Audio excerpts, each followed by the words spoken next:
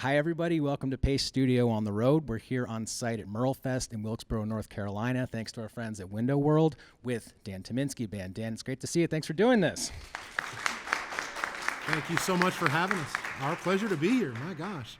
Yeah, you guys sound amazing in sound check. You sound amazing always, so thanks for taking your MerleFest time to do this session. I know we're going to hear 3 songs today, and 2 of them are from the current record, God-Fearing Heathen. We're also going to hear a song from the Tony Rice Tribute EP. Absolutely. What do you want to do first? Oh, man, we're going to play a song off of the God-Fearing Heathen record. I wrote this song, oddly, after watching a disc golf tournament on the internet, and has no connection to the song, but it led me to a title, which led me to a song. This one's called Goat.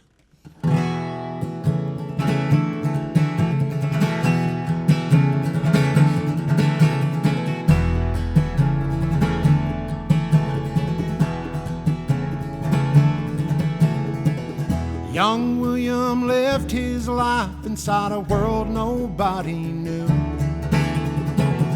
Darkness all around him, wasn't smart enough for school. Kids call him names, what a crying shame they didn't understand. But once he got that guitar in his hand, they called him Goat, greatest of all time. Blind Billy with his fingers flying, you could almost close your eyes and smell the smoke.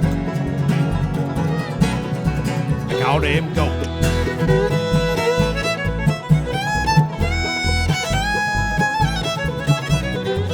I drove down the dirt roads out past the county line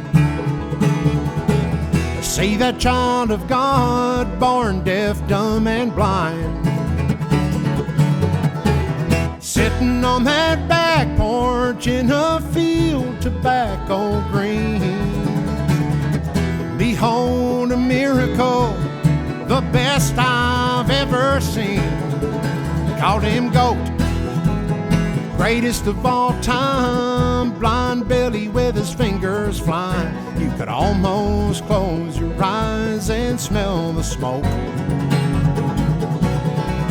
Called him Goat, he had peace in his own mind, with no stage and no spotlight. The greatest picker the world would never know. You know what they called him, come on.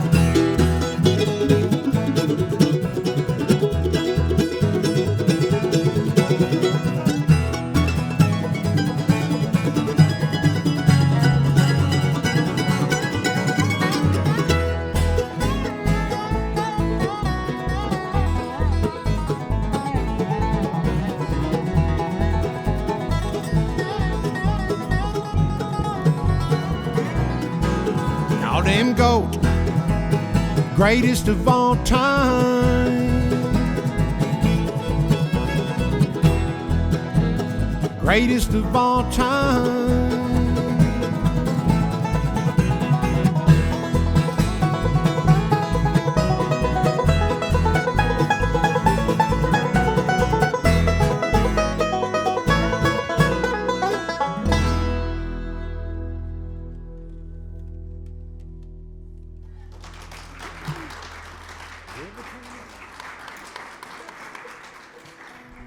Goat.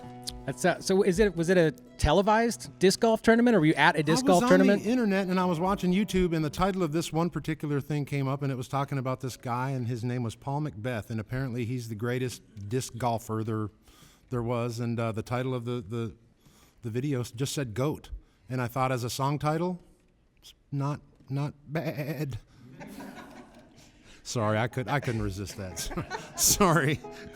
And gives us a perfect segue into the next song that you're going to play, which is from another, well, the Goat. This next song I'm going to play, Tony I Rice actually Tribute. got to record with young Gaven Largent over here. I'd love to introduce the band really quickly, yes, if I could. Playing the Dobro and singing with us today, Gaven Largent on the Dobro.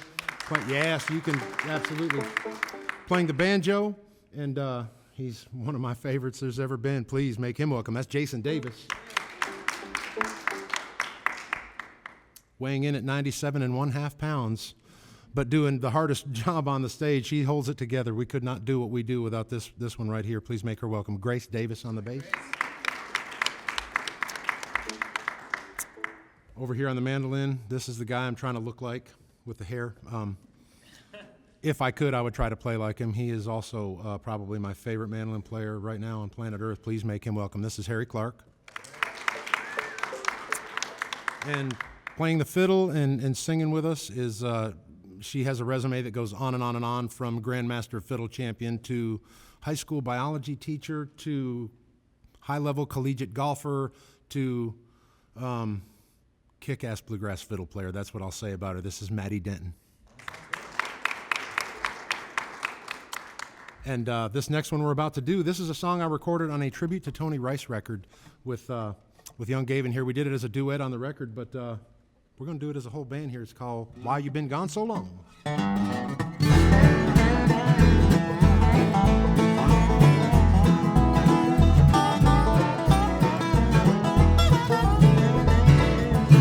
Tell me, baby, now why you been gone so long? You been gone so long now.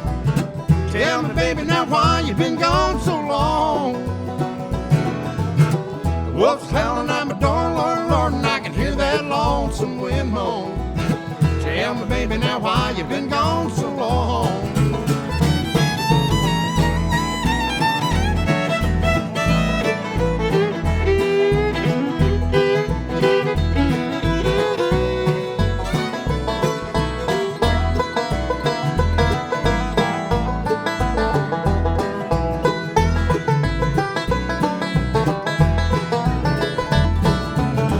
Every time it rains, Lord, I run to my window. All I do is wring my hands and moan. Listen to that thunder, Lord, can't you hear that lonesome wind moan? Tell me, baby, now why you been gone so long? Tell me, baby, now why you been gone so long? You been gone so long now. Tell me, baby, now why you been gone so long? Oh, the wolf is howling at my door, Lord, Lord, and I can hear that lonesome wind moan. Tell me, baby, now why you been gone so long?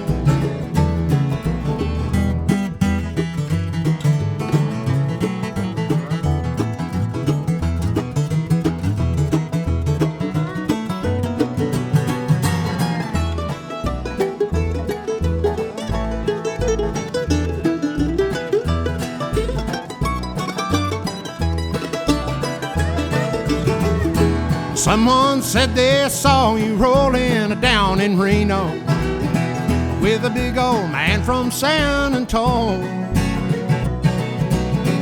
Tell me I'm a fool to pine for you, but what do they know? Tell me, baby, now why you been gone so long? Tell me, baby, now why you been gone so long? You been gone so long now. Tell me, baby, now why you been gone so long? Whoa, wolf is howling at my door, Lord, Lord, and I can hear that lonesome wind moan. Tell me, baby, now why you been gone so long?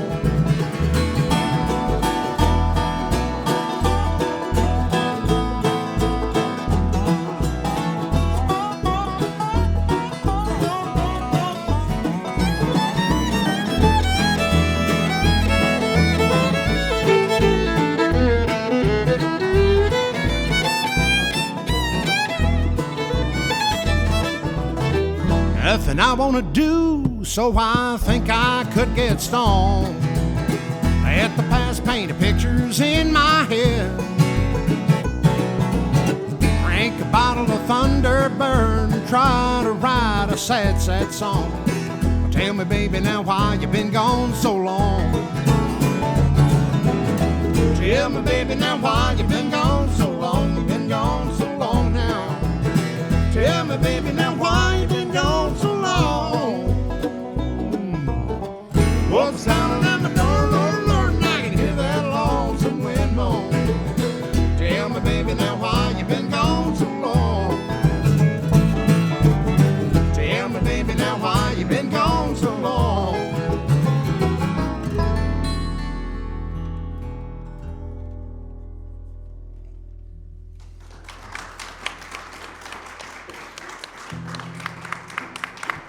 Thank you.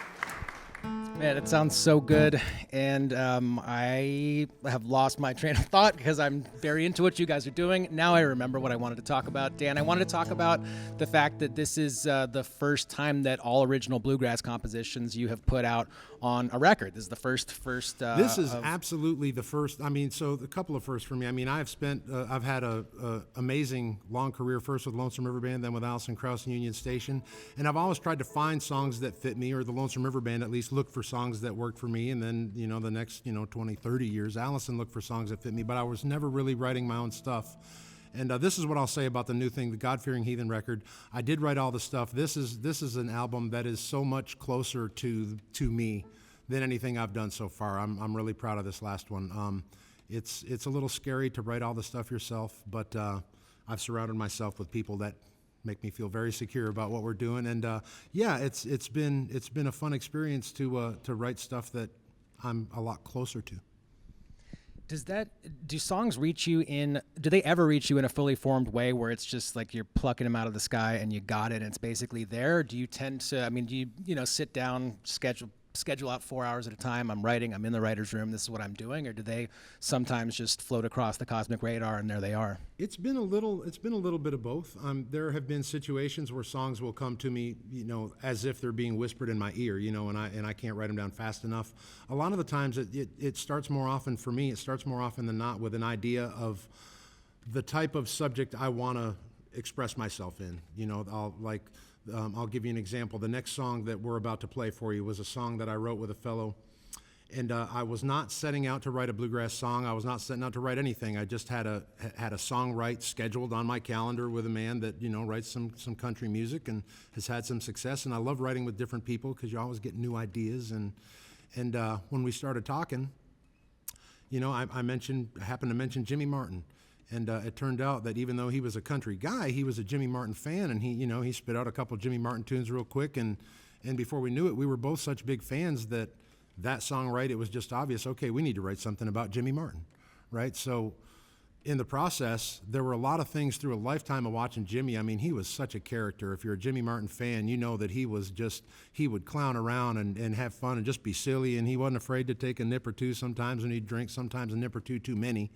But he was always so entertaining to watch. I started to write a song that was initially just having fun, making fun about the stuff that made me laugh about Jimmy, and then I realized he was really too important of a musician in my life. I thought too much of him to just make it a song of making fun of him, so I really made a song that I thought was paid tribute in the best way that I knew Jimmy. It talked about his good parts and all the parts of Jimmy. And if you're familiar, he was famous for having that G run with a real dead string. He'd go, and it kind of had that dead sound. So I wrote a song that kind of made fun of that a little bit, but in the process got to talk about a lot of the other stuff that I idolized about the man, that I thought, to show that I really did think he was great. And anyway, so songwriting can come a lot of different ways. In this next song that we're about to play, this is one that we intentionally wanted to highlight how I felt about Jimmy Martin, so we came up with this next one. This is called, cleverly enough, Ode to Jimmy.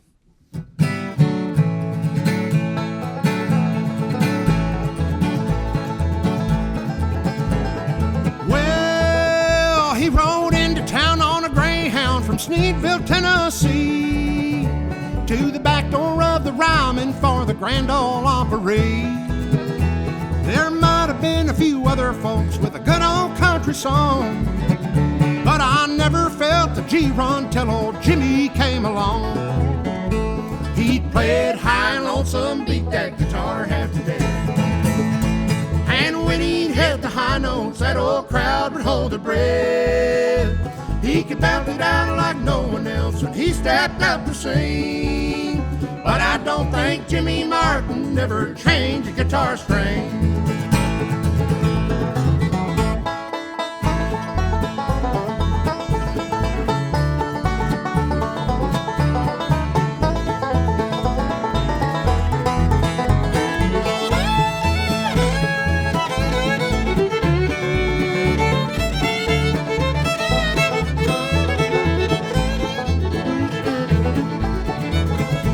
It was his way or the highway, wasn't nowhere in between.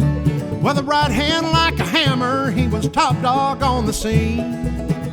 Widowmaker, freeborn man, and I'd like to be 60. He could bring them to their feet with that old truck driver's queen. He'd play it high and lonesome, beat that guitar half to death. And when he'd hit the high notes, that old crowd would hold their breath. He could belt it out like no one else, and he stepped out to sing. But I don't think Jimmy Martin ever changed a guitar string.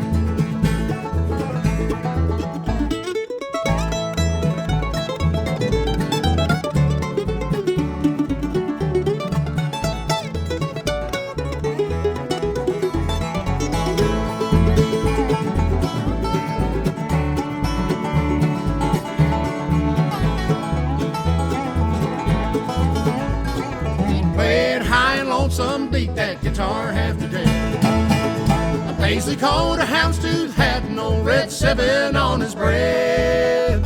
Sometimes he'd act the fool, but we all knew who was the king. But I don't think Jimmy Martin ever changed a guitar string. Now I'm still a fan and I miss the man, but you don't know a thing. If you think Jimmy Martin never changed a guitar string, Lord, Lord.